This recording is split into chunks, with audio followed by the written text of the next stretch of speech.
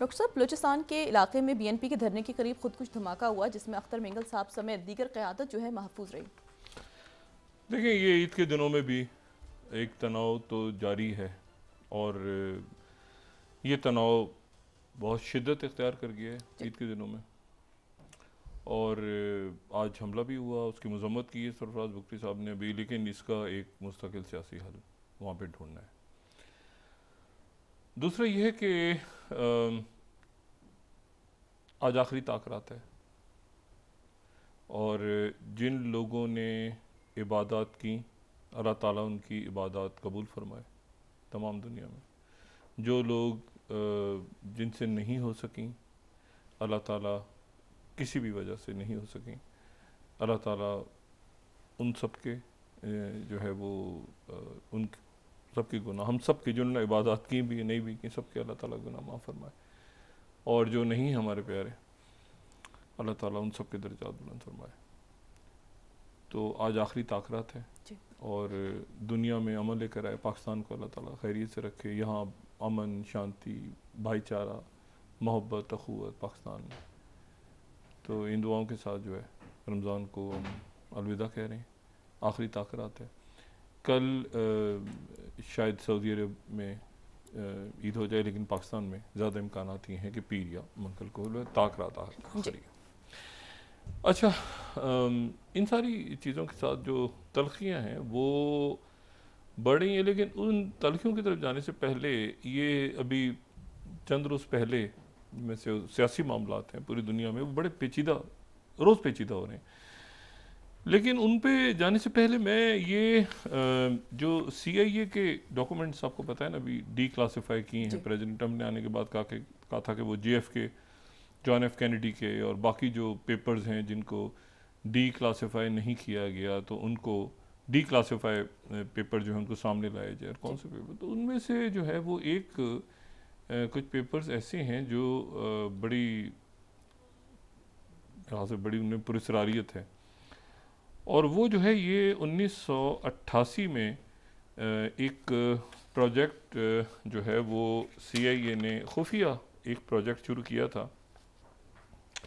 और वो जो खुफिया प्रोजेक्ट था, अगर हम वो यहाँ पे दिखा सकें, तो वो जो है उसका नाम था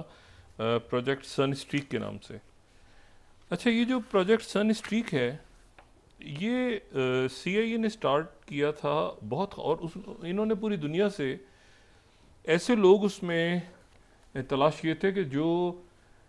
आम, जिनको आवाज़ें जो हम लोग सुनते हैं वो उनकी जो क़ुव्वत समाअत है वो ज़्यादा हो,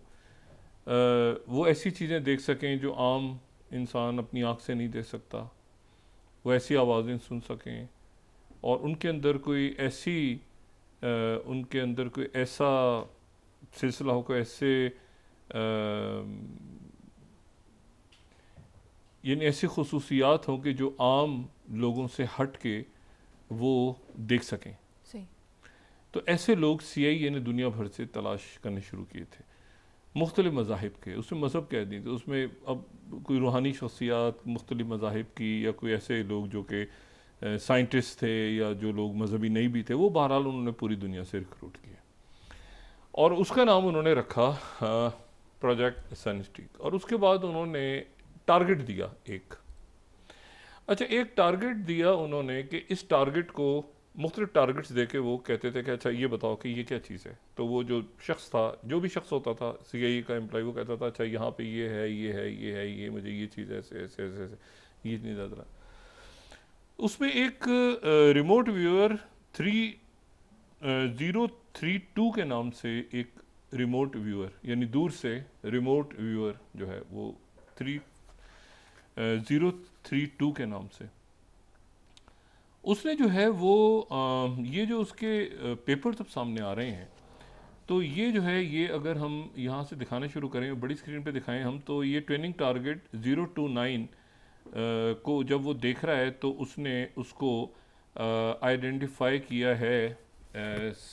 जो मिशन है इसका, वो उसे कहा है कि आइडेंटिफाइड, इसने ये बताओ कि क्या चीज़ है, ये एक चीज़ है, टारगेट्स को दिया है, उसको बताओ ये क्या चीज़ है आगे।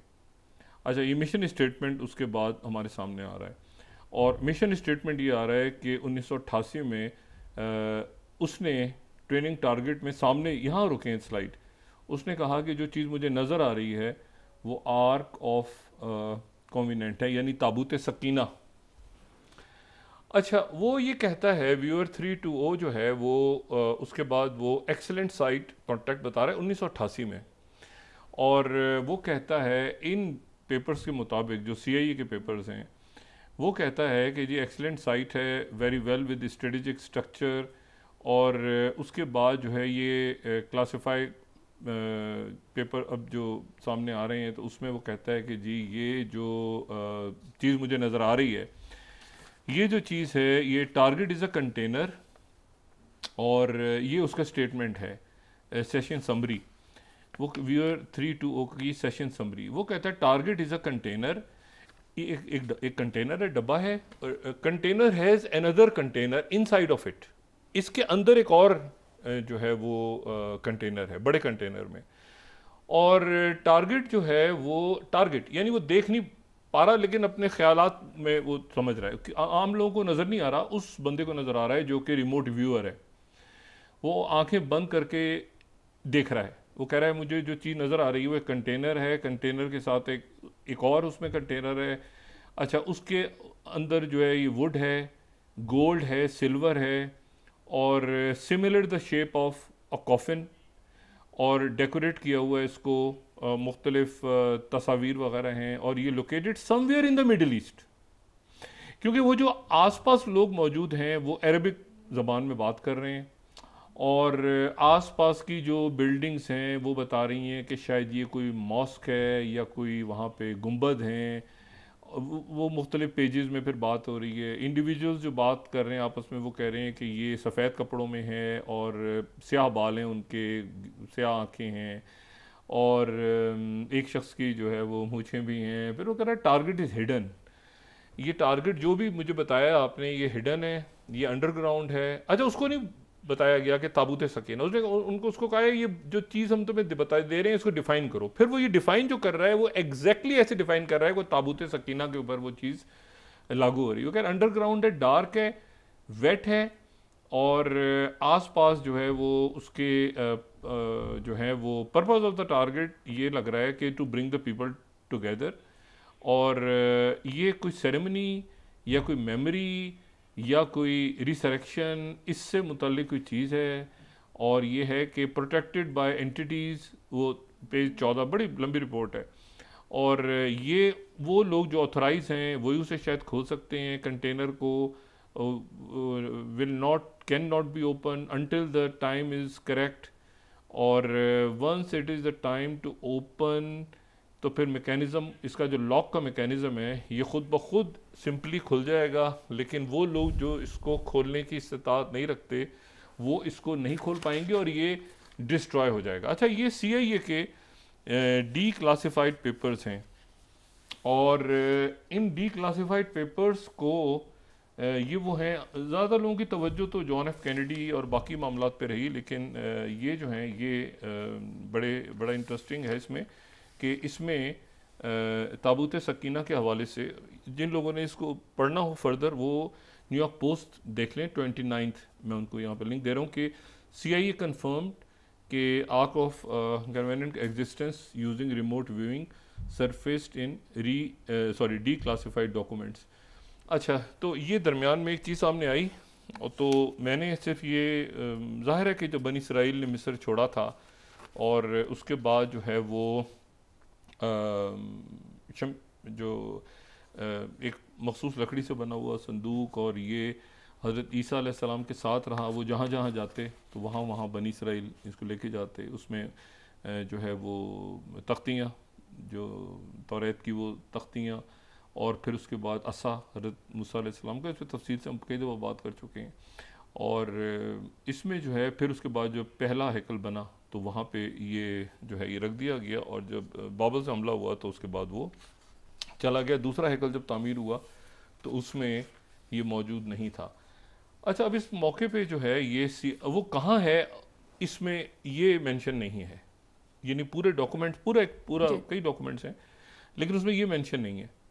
इसमें आगे भी पढ़ें आप, इसके